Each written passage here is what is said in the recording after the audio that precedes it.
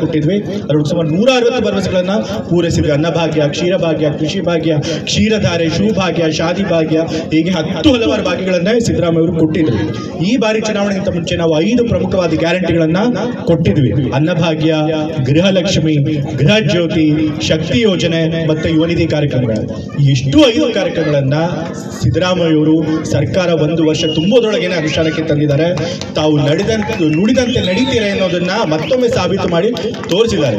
ಹಾಗಾಗಿ ನಮ್ಮ ಕಾಂಗ್ರೆಸ್ ಪಕ್ಷಕ್ಕಾಗಲಿ ಸಿದ್ದರಾಮಯ್ಯ ಅವ್ರಿಗಾಗಲಿ ಯಾವತ್ತೂ ಕೂಡ ಬಡವರ ಪರವಾಗಿ, ಶೋಷಿತರ ಪರವಾಗಿ ಕೆಲಸ ಮಾಡಬೇಕು ಅನ್ನೋ ಒಂದು ಉದ್ದೇಶ ಯಾವಾಗಲೂ ಇದೆ, ಸದುದ್ದೇಶ. ನೀವು ಹಾಗಾಗಿ ಅವ್ರಿಗೆ ಯಾವತ್ತೂ ಕೂಡ ನಿಮ್ಮ ಬೆಂಬಲನ ಮುಂದುವರಿಸಬೇಕು. ಈಗ ಮತ್ತೆ ಲೋಕಸಭೆ ಚುನಾವಣೆ ಬರ್ತಾ ಇದೆ.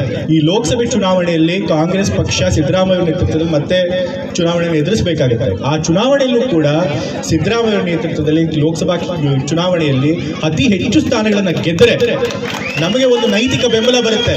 ನಾವು ಬಡವರ ಪರವಾಗಿ ಸರ್ಕಾರದ ಹಣ ಖರ್ಚು ಮಾಡಿದ್ವಿ. ವರ್ಷಕ್ಕೆ ಎಷ್ಟು ಖರ್ಚು ಮಾಡ್ತಾ ಇದ್ದೀವಿ ಗೊತ್ತಾ? ಈ ಕಾರ್ಯಕ್ರಮಗಳಿಗೆ ಸುಮಾರು 56,000 ಕೋಟಿ. ವರುಣ್ ಹೈನುಗಾರಿಕೆ ಮಾಡಿ ವರ್ಷಕ್ಕೆ 75 ಲಕ್ಷ ಆದಾಯ ಗಳಿಸ್ತಿದ್ದಾರೆ. ನೀವು ಕೂಡ ಅವರಿಂದ ಕಲಿಬೇಕಾ? ಅವ್ರ ಜೊತೆ ವಿಡಿಯೋ ಕಾಲ್ನಲ್ಲಿ ಮಾತಾಡಬೇಕಾ? ಈಗಲೇ ಫ್ರೀಡಮ್ ಆ್ಯಪ್ ಡೌನ್ಲೋಡ್ ಮಾಡಿ. ಒಂದು ವರ್ಷಕ್ಕೆ ಅಷ್ಟೊಂದು ಹಣನ ಸಾಮಾಜಿಕ ಕಲ್ಯಾಣ ಕಾರ್ಯಕ್ರಮಗಳಿಗೆ ನಾವು ಬಳಸ್ತಾ ಇದ್ದೀವಿ. ಅದನ್ನ ಬಹುಶಃ ಯಾವ ಒಂದು ಇತಿಹಾಸದಲ್ಲಿ ಕರ್ನಾಟಕದಲ್ಲಿ ಯಾವ ಸರ್ಕಾರನೂ ಕೂಡ ಇಷ್ಟೊಂದು ಹಣ ಖರ್ಚು ಮಾಡಿಲ್ಲ ಸಾಮಾನ್ಯ ಜನಕ್ಕೆ ಮತ್ತೆ ಬಡವರಿಗೋಸ್ಕರ. ಇಷ್ಟೊಂದು ಹಣ ಖರ್ಚು ಮಾಡ್ತಾ ಇರಬೇಕಾದ್ರೆ ನಮ್ಮ ಸರ್ಕಾರಕ್ಕೆ ಒಂದು ನೈತಿಕ ಬೆಂಬಲ ಬೇಕು. ಹೌದು, ಜನರ ಬೆಂಬಲ ನಮಗಿದೆ. ನಾವು ಮಾಡ್ತಾ ಇರೋ ಒಳ್ಳೆ ಕೆಲಸಕ್ಕೆ ಜನರ ಬೆಂಬಲ ನಮಗಿದೆ ಅನ್ನೋದು ಗೊತ್ತಾಗಬೇಕು.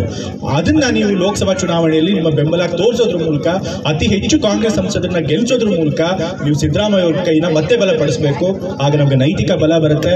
ಮತ್ತೆ ಸಿದ್ದರಾಮಯ್ಯ ಅವರು ಶಕ್ತಿ ಹೆಚ್ಚಿ ಮುಂದಿನ 5 ವರ್ಷಗಳ ಕಾಲ ಇದೇ ಗ್ಯಾರಂಟಿ ಸ್ಕೀಮ್ಗಳನ್ನು ಮುಂದುವರಿಸಿ ಅವರು ಮುಖ್ಯಮಂತ್ರಿಗಳಾಗಿ ಕೂಡ ಯಾವುದೇ ಒಂದು ಅಡೆತಡೆ ಇಲ್ಲದೆ ಮುಂದುವರಿಯೋದಕ್ಕೆ ಸಾಧ್ಯ ಆಗುತ್ತೆ. ಹಾಗಾಗಿ ನಿಮ್ಮ ಬೆಂಬಲ ಮತ್ತೆ ಆಶೀರ್ವಾದ ಯಾವಾಗಲೂ ಇರಬೇಕು ಅಂತ ಹೇಳಿ ನಾನು ಕೇಳ್ಕೊಳ್ತಾ ಇದ್ದೇನೆ.